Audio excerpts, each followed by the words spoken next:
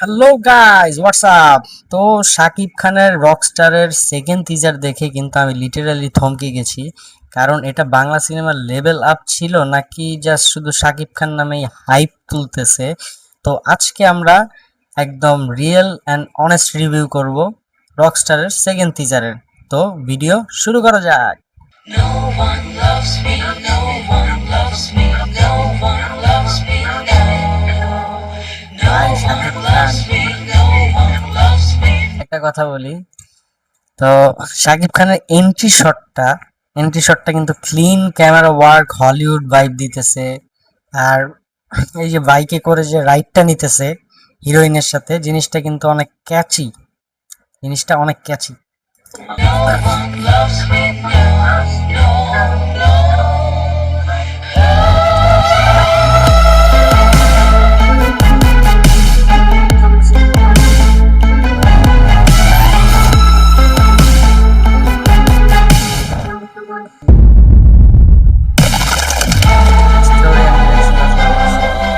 তো টিজারটা এতটুক দেখার পর্যন্ত যতটুক বুঝলাম যে এই রকস্টার মুভিতে তিনটা নায়িকা থাকবে। একটা হচ্ছে সাবিলা, মিথিলা এবং থার্ডটা হচ্ছে সুনিধি। কিন্তু শাকিব খান যেহেতু তিনটা নায়িকার একসাথে নিছে, তিনটারে তো বান্দা খায়া দিবে 100% sure, 100% sure. Story and direction Ajman Rusho কিন্তু প্রথমবার ছবি করতেছে, তারপরও দেখা যাক আসলে তার রকস্টার ছবিটা কেমন হয়। কিন্তু আপাতত দৃষ্টিতে ব্যাকগ্রাউন্ড মিউজিকটা আর একদম শুরুতে যে পাঁচ লাইনটা ছিল, দুইটা কিন্তু খুব দারুণ ভালো জমছে।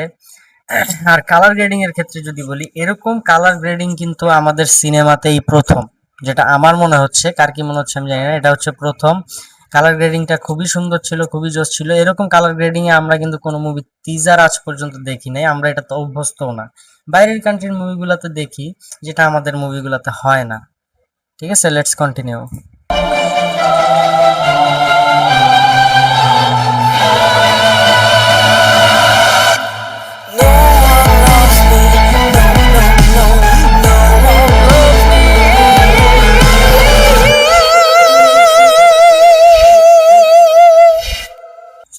তো গাইস, আমরা তো টিজারটা দেখলাম। টিজারটা দেখে কার কেমন লাগলো সেটা অবশ্যই কমেন্ট করে জানাবে। আর প্রেডিকশন সেগমেন্টের দিকে যদি যাই, তাহলে বলবো আমার প্রেডিকশন, স্টোরি যদি স্ট্রং হয় তাহলে এইটা এবারের কোরবানি ঈদের একটা ব্লকবাস্টার সিনেমা হতে পারে। কিন্তু টিজার দিয়ে পুরোপুরি জাজ করা না গেলেও একটা ম্যাচুয়ার রিভিউয়ার ভাইব থেকেই যায়। তো তোমাদের কি মনে হয় গাইস, এটা ব্লকবাস্টার হবে নাকি ওভার হাইপ? তো এখনই আমাকে কমেন্ট করে জানাও। আর নতুন নতুন রিভিউ ভিডিও, রোস্টিং ভিডিওর জন্য আমাকে অবশ্যই ফলো করো, সাবস্ক্রাইব করো, লাইক কমেন্ট এন্ড শেয়ার করো। Thank you guys.